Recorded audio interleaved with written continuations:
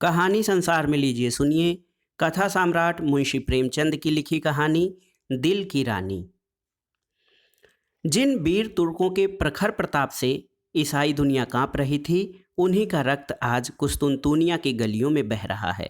वही कुस्तुनतुनिया जो 100 साल पहले तुर्कों के आतंक से आहत हो रहा था, आज उनके गर्म रक्त से अपना कलेजा ठंडा कर रहा है। और तुर्की सेनापति 1 लाख सिपाहियों के साथ तैमूरी तेज के सामने अपनी किस्मत का फैसला सुनने के लिए खड़ा है।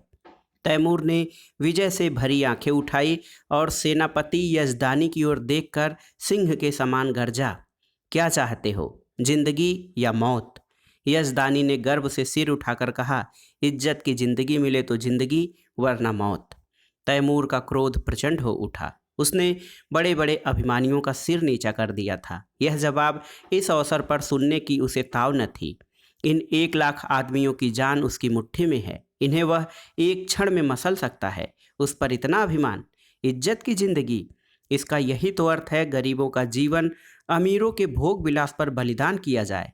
वही शराब की मजलिसें, वही अर्मीनिया और काफ की परियां।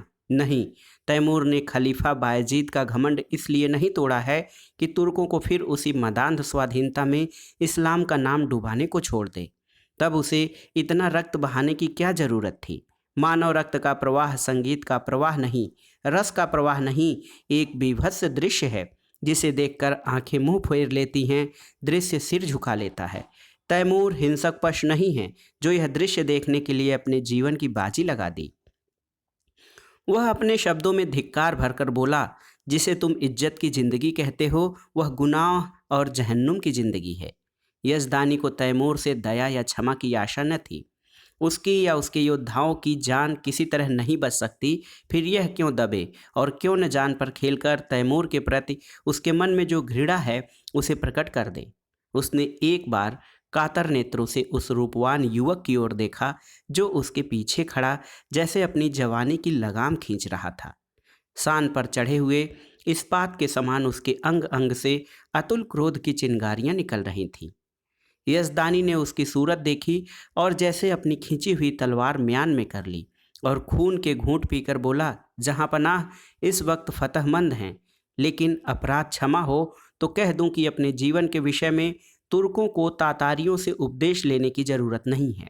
दुनिया से अलग तातार के ऊसर मैदानों में न त्याग और व्रत की उपासना की जा सकती है और न मयस्सर होने वाले पदार्थों का बहिष्कार किया जा सकता है। पर जहाँ खुदा ने नेमतों की वर्षा की हो, वहाँ उन नेमतों का भोग न करना नाशुक्री है।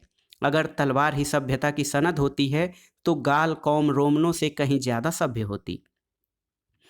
तैमूर जोर से हंसा और उसके सिपाहियों ने तलवारों पर हाथ रख लिए।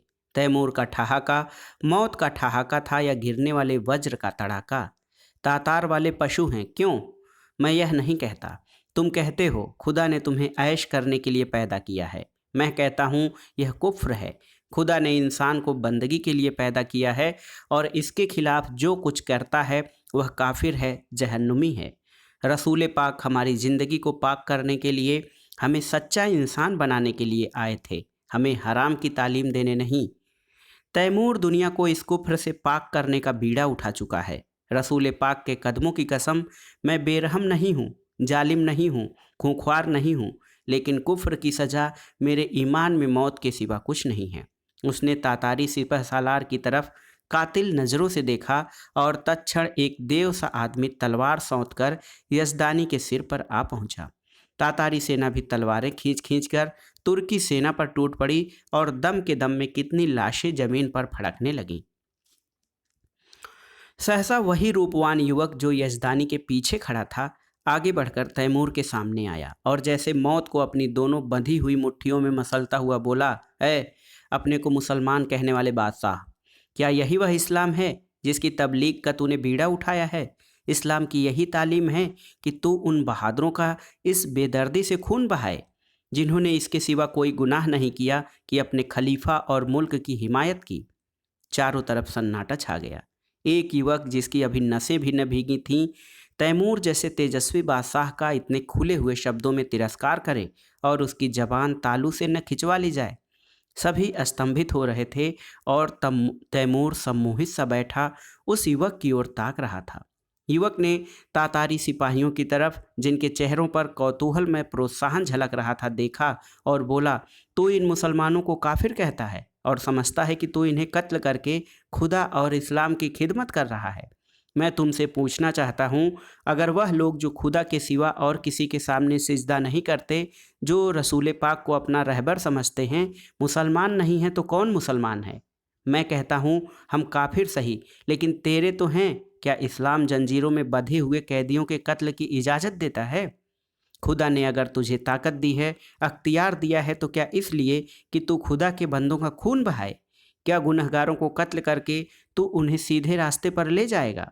तूने कितनी बेरहमी से 70,000 बहादुर तुर्कों को धोखा देकर सुरंग से उड़वा दिया और उनके मासूम बच्चों और निरपराध स्त्रियों को अनाथ कर दिया। तुझे कुछ अनुमान है?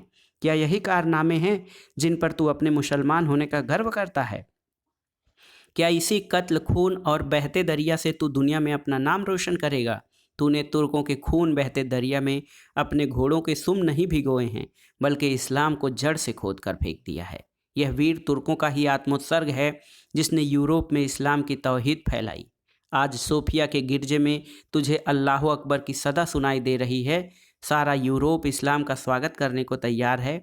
क्या यह कारनामे इसी लायक हैं कि उनका यह इनाम मिले?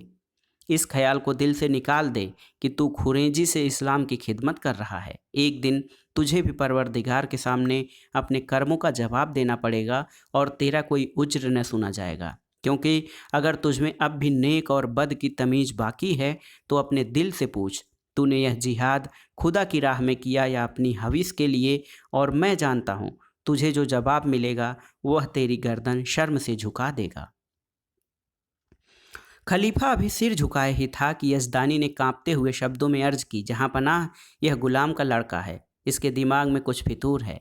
हुजूर उसकी गुस्ताखियों को मुआफ़ करें, मैं उसकी सज़ा झेलने को तैयार हूँ। तैमूर ने उस युवक के चेहरे की तरफ स्थिर नेत्रों से देखा। आज जीवन में पहली बार उसे निर्भीक शब्दों को सुनने का अवसर मिला। उसके सामने बड़े बड़े सेनापतियों, मंत्रियों और बादशाहों की जबान न खुलती थी।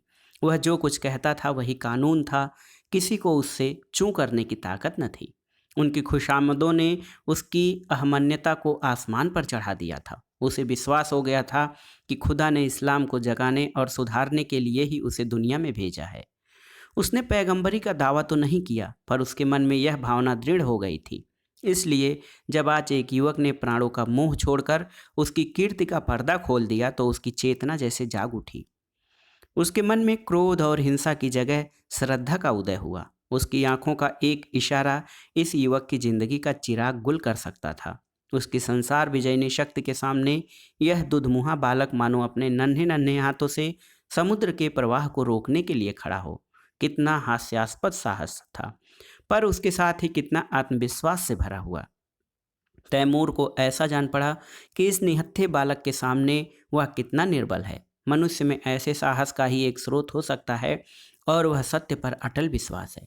उसकी आत्मा दौड़कर उस युवक के दामन में चिमट जाने के लिए अधीर हो गई। वह दार्शनिक न था जो सत्य में शंका करता है, वह सरल सैनिक था जो असत्य को विश्वास के साथ सत्य बना देता है।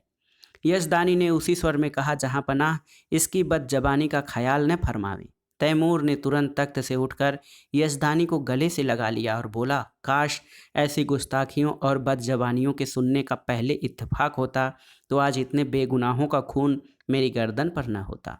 मुझे इस जवान में किसी फरिश्ते की रूह का जलवा नजर आता है जो मुझे जैसे गुमराहों को सच्चा रास्ता दिखाने के लिए भेजी गई है। मेरे दोस्त, तुम खुशनसीब हो कि ऐसे फरिश्ता सिफत बेटे के बाप हो। क्या मैं उसका नाम पूछ सकता हूँ? यजदानी पहले आतश परस्त था, पीछे मुसलमान हो गया था, पर अभी तक कभी कभी उसके मन में शंकाएं उठती रहती थीं कि उसने क्यों इस्लाम कबूल किया। जो कैदी फांसी के तख्ते पर खड़ा सूखा जा रहा था कि एक क्षण में रस्सी उसकी गर्दन में पड़ेगी और वह लटकता रह जाएगा, उसे जैसे किसी फरिश्ते ने गोद में ले लिया। वह गदगद कंठ से बोला, उसे हबीब कहते हैं। तैमूर ने युवक के सामने जाकर उसका हाथ पकड़ लिया और उसे आंखों से लगाता हुआ बोला, मेरे जवान दोस्त, तुम सचमुच खुदा के हबीब हो। मैं वह गुनहगार हूँ जिसने अपनी जहालत में हमेशा अपने गुनहगारों का सवाब समझा, लेकिन इसलिए कि मुझसे कहा जाता था तेरी जात बेऐब है। आज मुझे यह मालूम हुआ कि मेरे हाथों इस्लाम को कितना नुकसान पहुंचा। आज से मैं तुम्हारा ही दामन पकड़ता हूँ। तुम ही मेरे खिज्र, तुम ही मेरे रहनुमा हो। मुझे यकीन हो गया है कि तुम्हारे ही वसीले से मैं खुदा की दरगाह तक पहुँच सकता हूँ। यह कहते हुए उसने युवक के चेहरे पर नज़र डाली तो उस पर शर्म की लाली छाई हुई थी। उस कठोरता की जगह मधुर संकोच झलक रहा था। युवक ने सिर झुकाकर कहा, यह हुजूर की कदरदानी है, वरना मेरी क्या हस्ती है। तैमूर ने उसे खींचकर अपनी बगल के तख्त पर बैठा लिया और अपने सेनापति को हुक्म दिया, सारे तुर्क कैदी छोड़ दिए जाएं, उनके हथियार वापस कर दिए जाएं और जो माल लूटा गया है वह सिपाहियों में बराबर बांट दिया जाए। वजीर तो इधर हुक्म की तामील करने लगा, उधर तैमूर हबीब का हाथ पकड़े हुए अपने खेमे में गया और दोनों मेहमानों की दावत का प्रबंध करने लगा। और जब भोजन समाप्त हो गया तो उसने अपने जीवन की सारी कथा रो रो कर सुनाई, जो आदि से अंत तक मिश्रित पशुता और बर्बरता के कृत्यों से भरी हुई थी। और उसने यह सब कुछ इस भ्रम में किया कि वह ईश्वरी आदेश का पालन कर रहा है। वह खुदा को कौन मुंह दिखाएगा। रोते रोते उसकी हिचकियां बंध गईं। अंत में उसने हबीब से कहा, मेरे जवान दोस्त, अब मेरा बेड़ा आप ही पार लगा सकते हैं। आपने मुझे राह दिखाई है तो मंजिल पर पहुंचाइए। मेरी बादशाहत को अब आप ही संभाल सकते हैं। मुझे अब मालूम हो गया है कि मैं उसे तबाही के रास्ते पर लिए जाता था। मेरी आपसे यही इल्तजा प्रार्थना है कि आप उसकी वजारत कबूल करें। देखिए, खुदा के लिए इनकार न कीजिएगा, वरना मैं कहीं का न रहूँगा। यजदानी ने अचरज की, हुजूर इतनी कदरदानी फरमाते हैं तो आपकी इनायत है, लेकिन अभी इस लड़के की उम्र ही क्या है। वजारत की खिदमत यह क्या अंजाम दे सकेगा। अभी तो इसकी तालीम के दिन हैं। इधर से इनकार होता रहा और उधर तैमूर आग्रह करता रहा। यजदानी इनकार तो कर रहे थे, पर छाती फूली जाती थी। मूसा आग लेने गए थे, पैगंबरी मिल गई। कहाँ मौत के मुंह में जा रहे थे, वजारत मिल गई। लेकिन यह शंका भी थी कि ऐसे अस्थिरचित्त आदमी का क्या ठिकाना। आज खुश हुए, वजारत देने को तैयार हैं, कल नाराज हो गए तो जान की खैरियत नहीं। उन्हें हबीब की लियाकत पर भरोसा था, फिर भी जी डरता था कि बिराने देश में न जाने कैसी पड़े कैसी न पड़े। दरबार वालों में षड्यंत्र होते ही रहते हैं। हबीब नेक है, समझदार है, अवसर पहचानता है, लेकिन वह तजर्बा कहाँ से लाएगा जो उम्र से ही आता है। उन्होंने इस प्रश्न पर विचार करने के लिए एक दिन की मोहलत मांगी और रुखसत हुए। हबीब यजदानी का लड़का नहीं, लड़की थी। उसका नाम उम्नतुल हबीब था। जिस वक्त यजदानी और उसकी पत्नी मुसलमान हुए तो लड़की की उम्र कुल 12 साल की थी, पर प्रकृति ने उसे बुद्धि और प्रतिभा के साथ विचार स्वातंत्र्य भी प्रदान किया था। वह जब तक सत्यासत्य की परीक्षा न कर लेती, कोई बात स्वीकार न करती। माँ बाप के धर्म परिवर्तन से उसे अशांति तो हुई, पर जब तक पता चला कि इस्लाम का अच्छी तरह से अध्ययन न कर ले, वह केवल माँ बाप को खुश करने के लिए इस्लाम की दीक्षा नहीं ले सकती थी। माँ बाप भी उस पर किसी तरह का दबाव न डालना चाहते थे। जैसे उन्हें अपने धर्म को बदल देने का अधिकार है, वैसे ही उसे अपने धर्म पर आरूढ़ रहने का भी अधिकार है। लड़की को संतोष हुआ, लेकिन उसने इस्लाम और जरस्तु धर्म को दोनों का तुलनात्मक अध्ययन आरंभ किया और पूरे 2 साल के अन्वेषण और परीक्षण के बाद उसने भी इस्लाम की दीक्षा ले ली। माता पिता फूले न समाये। लड़की उनके दबाव से मुसलमान नहीं हुई है, बल्कि स्वेच्छा से, स्वाध्याय से और ईमान से। 2 साल तक उन्हें जो शंका घेरे रहती थी वह मिट गई। यजदानी के कोई पुत्र न था, और उस युग में जबकि आदमी की तलवार ही सबसे बड़ी अदालत थी, पुत्र का न रहना संसार का सबसे बड़ा दुर्भाग्य था। यजदानी बेटे का अरमान बेटी से पूरा करने लगा। लड़कों की ही भांति उसकी शिक्षा दीक्षा होने लगी। वह बालकों से कपड़े पहनती, घोड़े पर सवार होती, शस्त्र विद्या सीखती और अपने बाप के साथ अक्सर खलीफा बायजीद के महलों में जाती और राजकुमारी के साथ शिकार खेलने जाती। इसके साथ ही वह दर्शन, काव्य विज्ञान और अध्यात्म का भी अभ्यास करती थी। यहाँ तक कि 16वें वर्ष में वह फौजी विद्यालय में दाखिल हो गई और 2 साल के अंदर वहाँ की सबसे ऊंची परीक्षा पास करके फौज में नौकर हो गई। शस्त्र विद्या और सेना संचालन कला में इतनी निपुण थी और खलीफा बायजीद उसके चरित्र से इतना प्रसन्न था कि पहले ही पहल उसे 1000 मनसब मिल गया। ऐसी युवती के चाहने वालों की क्या कमी। उसके साथ के कितने ही अफसर, राज परिवार के कितने ही युवक उस पर प्राण देते थे, पर कोई उसकी नज़रों में न जचता था। नित्य ही निकाह के पैगाम आते थे, पर वह हमेशा इनकार कर देती थी। वैवाहिक जीवन से उसे अरुचि थी कि युवतियाँ कितने अरमानों से ब्याह कर लाई जाती हैं और फिर कितने निरादर से महलों में बंद कर दी जाती हैं। उनका भाग्य पुरुषों की दया के अधीन है। अक्सर ऊंचे घरानों की महिलाओं से उसको मिलने जुलने का अवसर मिलता था। उनके मुख से उनकी करुण कथा सुनकर वह वैवाहिक पराधीनता से और भी घृणा करने लगती थी, और यजदानी उसकी स्वाधीनता में बिल्कुल बाधा न देता था। लड़की स्वाधीन है, उसकी इच्छा हो विवाह करे या कुंवारी रहे, वह अपनी आप मुख्तार है। उसके पास पैगाम आते तो वह साफ जवाब दे देता, मैं इस बारे में कुछ नहीं जानता, इसका फैसला वही करेगी। यद्यपि एक युवती का पुरुष वेश में रहना, युवकों से मिलना जुलना समाज में आलोचना का विषय था, पर यजदानी और उसकी स्त्री दोनों को ही उसके सतीत्व पर विश्वास था।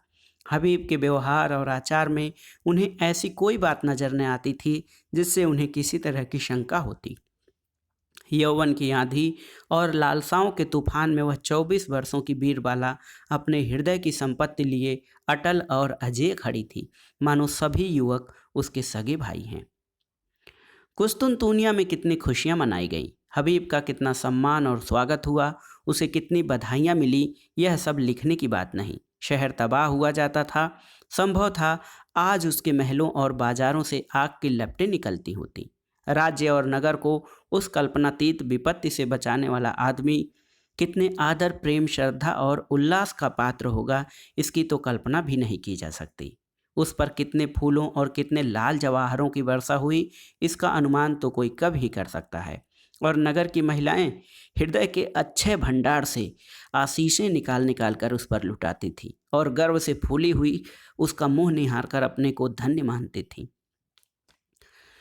उसने देवियों का मस्तक ऊंचा कर दिया था। रात को तैमूर के प्रस्ताव पर विचार होने लगा। सामने गद्देदार कुर्सी पर यजदानी था, सौम्य, विशाल और तेजस्वी। उसकी दाहिनी तरफ उसकी पत्नी थी, ईरानी लिबास में, आंखों में दया और विश्वास की ज्योति भरे हुए।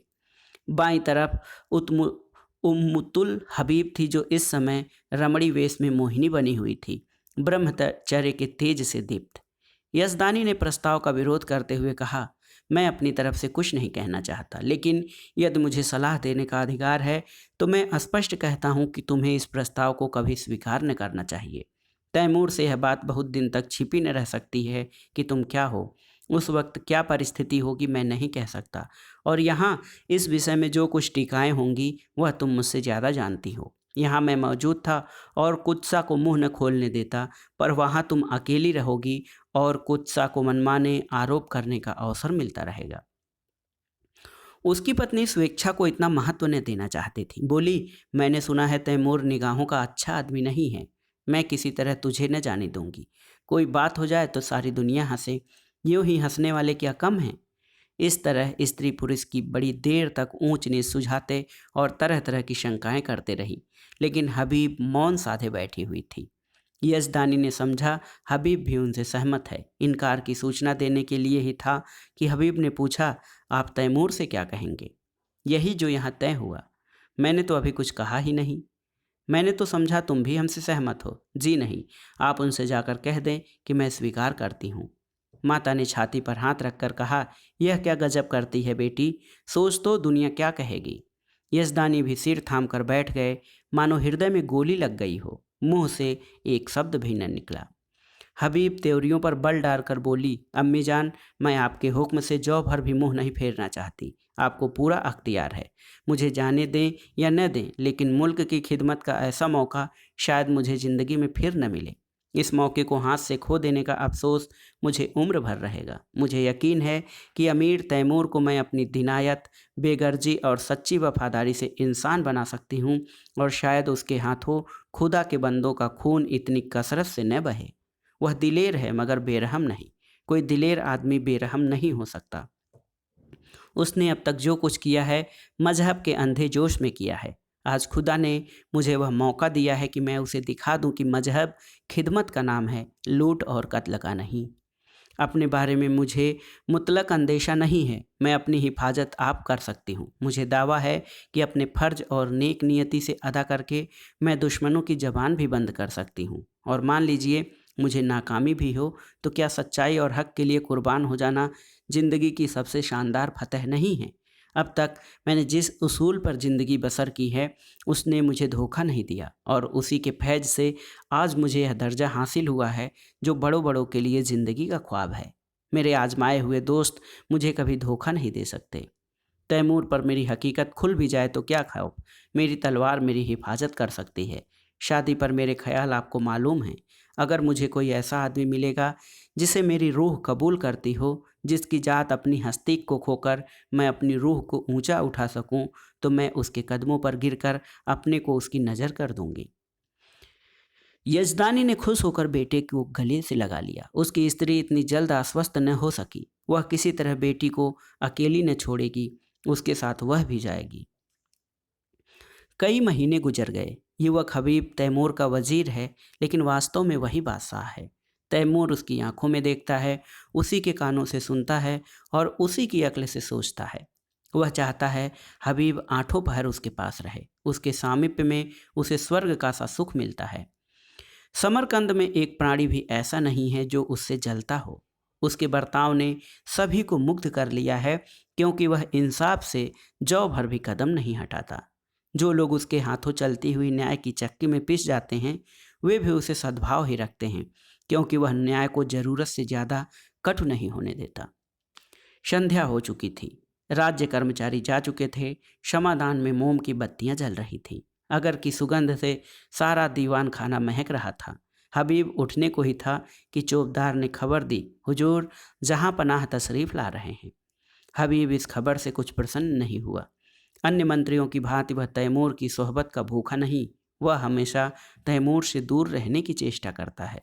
ऐसा शायद ही कभी हुआ हो कि उसने शाही दस्तरखान पर भोजन किया हो। तैमूर की मजलिसों में वह कभी शरीक नहीं होता। उसे जब शांति मिलती है, तब एकांत में अपनी माता के पास बैठकर दिन भर का माजरा उससे कहता है, और वह उस पर अपनी पसंद की मुहर लगा देती है। उसने द्वार पर जाकर तैमूर का स्वागत किया। तैमूर ने मशनत पर बैठते हुए कहा, मुझे ताजुब होता है कि तुम इस जवानी में जाहिदों की सी जिंदगी कैसे बसर करते हो हबीब। खुदा ने तुम्हें वह हुस्न दिया है कि हसीन से हसीन नाजनीन भी तुम्हारी माशूक बनकर अपने को खुश नसीब समझेगी। मालूम नहीं तुम्हें खबर है या नहीं, जब तुम अपने मुश्की घोड़े पर सवार होकर निकलते हो तो समरकंद की खिड़कियों पर हजारों आंखें तुम्हारी एक झलक देखने के लिए मुंतजिर बैठी रहती हैं, पर तुम्हें किसी तरफ आंखें उठाते नहीं देखा।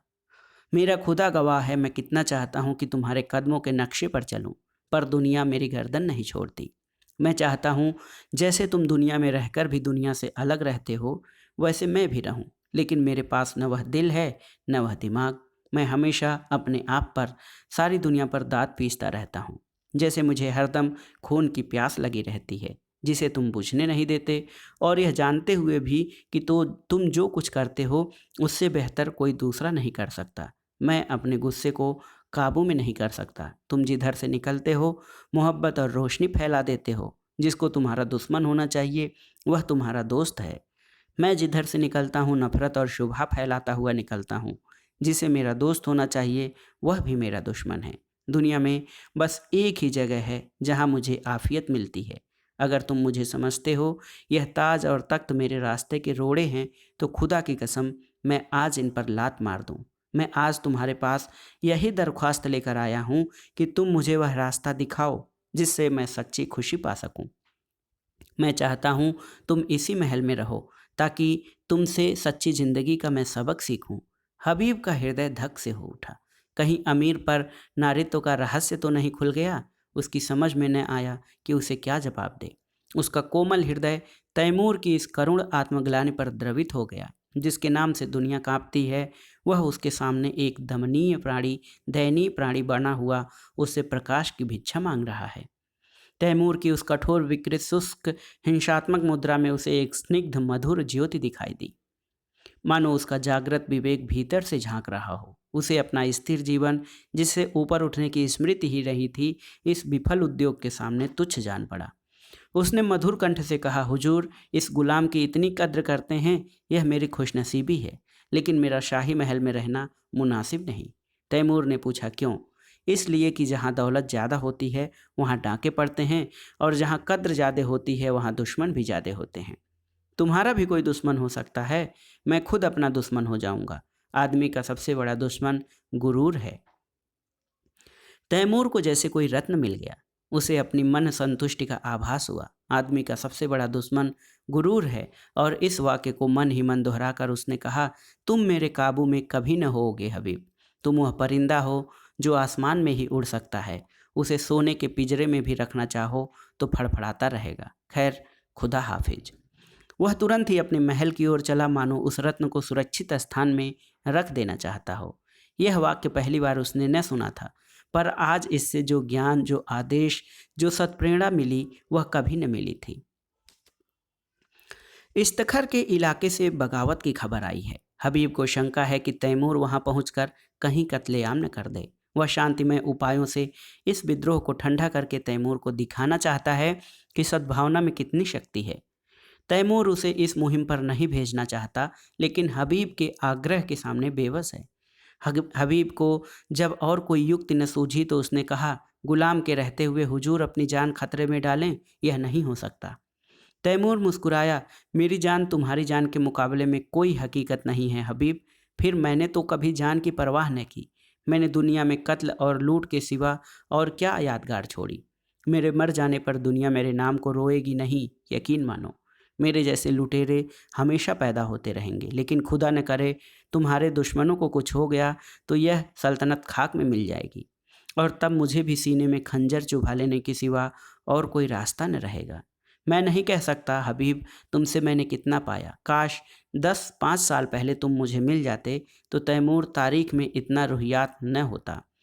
आज अगर ज़रूरत पड़े तो मैं अपने जैसे 100 तैमूरों को तुम्हारे ऊपर निसार कर दूं। यही समझ लो कि मेरी रूह को अपने साथ लिए जा रहे हो। आज मैं तुमसे कहता हूँ हबीब कि मुझे तुमसे इश्क है। इसे मैं अब जान पाया हूँ, मगर इसमें क्या बुराई है कि मैं भी तुम्हारे साथ चलूँ। हबीब ने धड़कते हुए हृदय से कहा, अगर मैं आपकी ज़रूरत समझूंगा तो इत्तला दूंगा। तैमूर ने दाढ़ी पर हाथ रखकर कहा, जैसी तुम्हारी मर्जी, लेकिन रोजाना कासिद भेजते रहना, वरना शायद मैं बेचैन होकर चला आऊं। तैमूर ने कितनी मोहब्बत से हबीब के सफ़र की तैयारियां की। तरह तरह के आराम और तकल्लुफ़ की चीज़ें उसके लिए जमा की। उस कोहिस्तान में यह चीज़ें कहाँ मिलेगी। वह ऐसा संलग्न था मानो माता अपनी लड़की को ससुराल भेज रही हो। जिस वक्त हबीब फौज के साथ चला तो सारा समरकंद उसके साथ था, और तैमूर आंखों पर रुमाल रखे अपने तख्त पर ऐसा सिर झुकाए बैठा था मानो कोई पक्षी आहत हो गया हो। इस्तखर अरमनी ईसाइयों का इलाका था, और मुसलमानों ने उन्हें परास्त करके वहां अपना अधिकार जमा लिया था, और ऐसे नियम बना दिए थे जिससे ईसाइयों को पग पग अपनी पराधीनता का स्मरण होता रहता था। पहला नियम जजिए का था, जो हर एक ईसाई को देना पड़ता था, जिससे मुसलमान मुक्त थे। दूसरा नियम ये था कि गिरजा में घंटा न बजे। तीसरा नियम मदिरा का था, जिसे मुसलमान हराम समझते थे।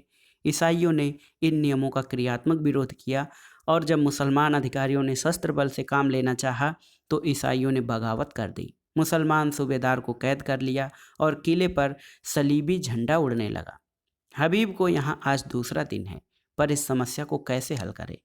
उसका उदार हृदय कहता था, ईसाइयों पर इन बंधनों का कोई अर्थ नहीं। हर एक धर्म का समान रूप से आदर होना चाहिए, लेकिन मुसलमान इन कैदों को हटा देने पर कभी राजी न होंगे, और यह लोग मान भी जाएं तो तैमूर क्यों मानने लगा। उसके धार्मिक विचारों में कुछ उदारता आई है, फिर भी वह इन कैदों को उठाना कभी मंजूर न करेगा। लेकिन क्या वह ईसाइयों को सजा दे कि वह अपनी धार्मिक स्वाधीनता के लिए लड़ रहे हैं, जिसे वह सत्य समझता है, उसकी हत्या कैसे करे? नहीं, उसे सत्य का पालन करना होगा, चाहे इसका नतीजा कुछ भी हो। अमीर समझेंगे मैं ज़रूरत से ज़्यादा बढ़ा जा रहा हूँ, कोई मुझाएगा नहीं। दूसरे दिन जब हबीब ने प्रातःकाल डंके की चोट पर ऐलान कराया, जजिया माफ़ किया गया, शराब और घंटों पर कोई कैद नहीं है, मुसलमानों में तहलका पड़ गया। यह कुफ्र है, हराम परस्ती है। अमीर तैमूर ने जिस इस्लाम को अपने खून से सींचा, उसकी जड़ उन्हीं के वजीर हबीब पाशा के हाथों खुद रही है। पाशा पलट गया, शाही फौज मुसलमानों से जा मिली। हबीब ने इस्तिखीर के किले में पनाह ली। मुसलमानों की ताकत शाही फौज के मिल जाने से बहुत बढ़ गई थी। उन्होंने किला घेर लिया और यह समझकर कि हबीब ने तैमूर से बगावत की है, तैमूर के पास इसकी सूचना देने और परिस्थिति समझाने के लिए कासिद भेजा। आधी रात गुजर चुकी थी। तैमूर को 2 दिनों से इस्तखर की कोई खबर न मिली थी। तरह तरह की शंकाएं हो रही थीं। मन में पछतावा हो रहा था कि उसने क्यों हबीब को अकेला जाने दिया। माना कि वह बड़ा नीति कुशल है, पर बगावत कहीं जोर पकड़ गई तो मुट्ठी भर आदमियों से वह क्या कर सकेगा। और बगावत यकीनन जोर पकड़ेगी। वहाँ के ईसाई बला के सर्कस हैं। जब उन्हें मालूम होगा कि तैमूर की तलवार में जंग लग गया है और उसे अब महलों की ज़िंदगी पसंद है, तो उनकी हिम्मत दूनी हो जाएगी। हबीब कहीं दुश्मनों से घिर गया तो बड़ा गजब हो जाएगा। उसने अपने जानू पर हाथ मारा और पहलू बदलकर अपने ऊपर झुंझलाया। वह इतना पस्त हिम्मत क्यों हो गया? क्या उसका तेज और शौर्य उससे विदा हो गया? जिसका नाम सुनकर दुश्मन में कंपन पड़ जाता था, वह आज अपना मुंह छिपाकर महलों में बैठा हुआ है। दुनिया की आंखों का इसका अर्थ यही हो सकता है कि तैमूर अब मैदान का शेर नहीं, कालीन का शेर हो गया है। हबीब फरिश्ता है जो इंसान की न बुराइयों से वाकिफ़ नहीं, जो रहम और साफदिली और बेगर्जी का देवता है। वह क्या जाने इंसान कितना शैतान हो सकता है। अमन के दिनों में ये बातें कौम और मुल्क को तरक्की के रास्ते पर ले जाती हैं, पर जंग में जबकि शैतानी जो उसका तूफान उठता है, इन खुशियों की गुंजाइश नहीं। उस वक्त तो उसी की जीत होती है जो इंसानी खून का रंग खेले, खेतों खलिहानों को जलाए, जंगलों को बसाए और बस्तियों को वीरान करे। अमन का कानून जंग के कानून से जुदा है। सहसा चौबदार ने इस्तखर से एक कासिद के आने की खबर दी। कासिद ने जमीन चूमी और एक किनारे अदब से खड़ा हो गया। तैमूर का रोब ऐसा छा गया कि जो कुछ कहने आया था वह भूल गया। तैमूर ने त्योरिया चढ़ाकर पूछा, क्या खबर लाया है? 3 दिन के बाद आया भी तो इतनी रात गए। कासिद ने फिर जमीन चूमी और बोला, खुदाबंद वजीर साहब ने जजिया मुआफ़ कर दिया। तैमूर गरज उठा, क्या कहता है? जजिया माफ़ कर दिया? हाँ खुदाबंद। किसने? वजीर साहब ने। किसके हुक्म से? अपने हुक्म से हुजूर। और हुजूर शराब का भी हुक्म दे दिया। गिरजों में घंटे बजाने का भी हुक्म हो गया। और खुदाबंद ईसाइयों से मिलकर मुसलमानों पर हमला कर दिया। तो मैं क्या करूं? हुजूर हमारे मालिक हैं, अगर हमारी कुछ मदद न हुई तो वहाँ एक मुसलमान भी जिंदा न बचेगा। हबीब पाशा इस वक्त कहाँ है? इस्तखर के किले में हुजूर। और मुसलमान क्या कह रहे हैं? हमने ईसाइयों को किले में घेर लिया है, उन्हीं के साथ हबीब को भी। हाँ हुजूर, वह हुजूर से बागी हो गए और इसलिए मेरे वफादार इस्लाम के खादिमों ने उन्हें कैद कर रखा है। मुमकिन है मेरे पहुँचते पहुँचते उन्हें कत्ल भी कर दें। बदजात, दूर हो जा मेरे सामने से। मुसलमान समझते हैं हबीब मेरा नौकर है और मैं उसका आका हूँ। यह गलत है, झूठ है। इस सल्तनत का मालिक हबीब है, तैमूर उसका अदना गुलाम है। उसके फैसले में तैमूर दस्तंदाजी नहीं कर सकता। बेशक जजिया मुआफ़ होना चाहिए। मुझे मजाज नहीं कि दूसरे मजहब वालों से उनके ईमान का तावान लो। कोई मजाज नहीं है। अगर मस्जिद में आज़ान होती है तो कलीसा में घंटा क्यों बजे? घंटे की आवाज़ में कुफ्र नहीं है। काफिर वह है जो दूसरों का हक छीन ले, जो गरीबों को सताए, दगाबाज हो, खुदगर्ज हो। काफिर वह नहीं जो मिट्टी या पत्थर के एक टुकड़े में खुदा का नूर देखता हो, जो नदियों और पहाड़ों में, दरख्तों और झाड़ियों में खुदा का जलवा पाता हो। वह हमसे और तुमसे ज़्यादा खुदा परस्त है जो मस्जिद में खुदा को बंद समझते हैं। तू समझता है मैं कुफ्र बक रहा हूँ? किसी को काफिर समझना ही कुफ्र है। हम सब खुदा के बंदे हैं, सब। बस जा और उन बागी मुसलमानों से कह दे, अगर फौरन मुसाहरा न उठा लिया गया तो तैमूर क़यामत की तरह आ पहुँचेगा। काशिद हतबुद्ध सा खड़ा ही था कि बाहर खतरे का बिगुल बज उठा और फौजें किसी समर यात्रा की तैयारी करने लगी। तीसरे दिन तैमूर इस्तखर पहुंचा तो किले का मुहासरा उठ चुका था। किले की तोपों ने उसका स्वागत किया। हबीब ने समझा तैमूर ईसाइयों को सजा देने आ रहा है। ईसाइयों के हाथ पांव फूले हुए थे, मगर हबीब मुकाबले के लिए तैयार था। ईसाइयों के स्वप्न की रक्षा में यदि जान भी जाए तो कोई गम नहीं। इस मामले पर किसी तरह का समझौता नहीं हो सकता। तैमूर अगर तलवार से काम लेना चाहता है तो उसका जवाब तलवार से दिया जाएगा। मगर यह क्या बात है? शाही फौज सफ़ेद झंडा दिखा रही है। तैमूर लड़ने नहीं, सुलह करने आया है। उसका स्वागत दूसरी तरह का होगा। ईसाई सरदारों को साथ लिए हबीब किले के बाहर निकला। तैमूर अकेला घोड़े पर सवार चला आ रहा था। हबीब घोड़े से उतरकर आदाब बजा लाया। तैमूर घोड़े से उतर पड़ा और हबीब का माथा चूम लिया और बोला, मैं सब सुन चुका हूँ हबीब, तुमने बहुत अच्छा किया और वही किया जो तुम्हारे सिवा दूसरा नहीं कर सकता था। मुझे जजिया लेने का या ईसाइयों से मजहबी हक छीनने का कोई मजाज न था। मैं आज दरबार करके इन बातों की तस्दीक कर लूँगा और तब मैं एक ऐसी तजवीज़ बजाऊँगा जो कई दिन से मेरे जहन में आ रही है और मुझे उम्मीद है कि तुम उसे मंजूर कर लोगे। मंजूर करना पड़ेगा। हबीब के चेहरे का रंग उड़ रहा था। कहीं हकीकत खुल तो नहीं गई? वह क्या तजवीज़ है, उसके मन में खलबली पड़ गई। तैमूर ने मुस्कुराकर पूछा, तुम मुझसे लड़ने को तैयार थे? तैमूर ने मुस्कुराकर कहा, तुम मुझसे लड़ने को तैयार थे? हबीब ने शर्माते हुए कहा, हक के सामने अमीर तैमूर की भी कोई हकीकत नहीं। बेशक बेशक तुम में फरिश्तों का सा दिल है तो शेरों की हिम्मत भी है, लेकिन अफसोस यही है कि तुमने यह गुमान ही क्यों किया कि तैमूर तुम्हारे फैसले को मनसूख कर सकता है। यह तुम्हारी जात है जिसने मुझे बतलाया है कि सल्तनत किसी आदमी की जायदाद नहीं बल्कि ऐसा दरख्त है जिसकी हर एक शाख और पत्ती एक सी खुराक पाती है। दोनों किले में दाखिल हुए। सूरज डूब चुका था।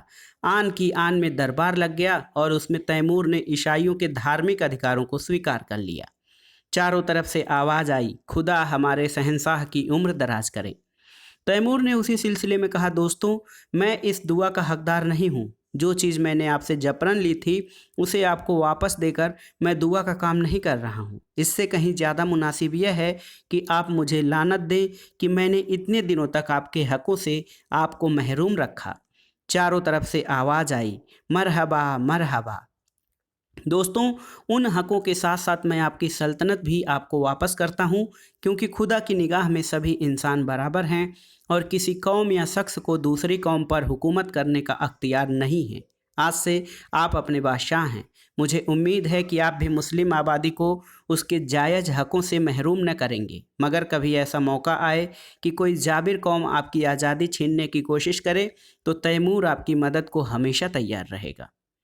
किले में जश्न खत्म हो चुका है। उमरा और हुक्काम रुखसत हो चुके हैं। दीवाने खास में सिर्फ तैमूर और हबीब रह गए हैं। हबीब के मुख पर आज स्मित हास्य की वह छटा है जो सदैव गंभीरता के नीचे दबी रहती थी। आज उसके कपोलों पर जो लाली, आंखों में जो नशा, अंगों में जो चंचलता है, वह और कभी नजर न आई थी। वह कई बार तैमूर से शोखियाँ कर चुका है, कई बार हंसी कर चुका है। उसकी युवती चेतना पद और अधिकार को भूलकर चहकती फिरती है। सहसा तैमूर ने कहा, हबीब मैंने आज तक तुम्हारी हर एक बात मानी है। अब मैं तुमसे यह तजवीज़ करता हूँ जिसका जिक्र मैंने किया था उसे तुम्हें कबूल करना पड़ेगा। हबीब ने धड़कते हुए हृदय से सिर झुकाकर कहा, फरमाइए। पहले वायदा करो कि तुम कबूल करोगे। मैं तो आपका गुलाम हूँ। नहीं, तुम मेरे मालिक हो, मेरी ज़िंदगी की रोशनी हो। तुमसे मैंने जितना फैज़ पाया है उसका अंदाज़ा नहीं कर सकता। मैंने अब तक सल्तनत को अपनी ज़िंदगी की सबसे प्यारी चीज़ समझा था। इसके लिए मैंने वह सब कुछ किया जो मुझे न करना चाहिए था। अपनों के खून से भी इन हाथों को दागदार किया, गैरों के खून से भी। मेरा काम अब ख़त्म हो चुका। मैंने बुनियाद जमा दी, इस पर महल बनाना तुम्हारा काम है। मेरी यही इल्तिजा है कि आज से तुम इस बादशाहत के अमीर हो जाओ, मेरी ज़िंदगी में भी और मरने के बाद भी। हबीब ने आकाश में उड़ते हुए कहा, इतना बड़ा बोझ, मेरे कंधे इतने मजबूत नहीं हैं। तैमूर ने दीन आग्रह के स्वर में कहा, नहीं मेरे प्यारे दोस्त, मेरी यह इल्तिजा माननी पड़ेगी। हबीब की आंखों में हंसी थी, अधरों पर संकोच। उसने आहिस्ता से कहा, मंजूर है। तैमूर ने प्रफुल्लित स्वर में कहा, खुदा तुम्हें सलामत रखें। लेकिन अगर आपको मालूम हो जाए कि हबीब एक कच्ची अक्ल की कुंवारी बालिका है तो वह मेरी बादशाहत के साथ मेरे दिल की भी रानी हो जाएगी।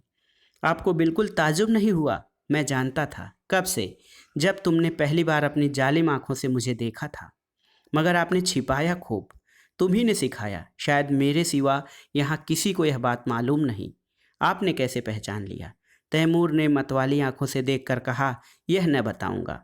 यही हबीब तैमूर की बेगम हमीदा के नाम से मशहूर है। तो दोस्तों, ये थी कथा सम्राट मुंशी प्रेमचंद की कहानी दिल की रानी। कहानी आपको कैसी लगी हमें कमेंट बॉक्स में ज़रूर बताइएगा। कहानी सुनने के लिए धन्यवाद दोस्तों। नमस्कार।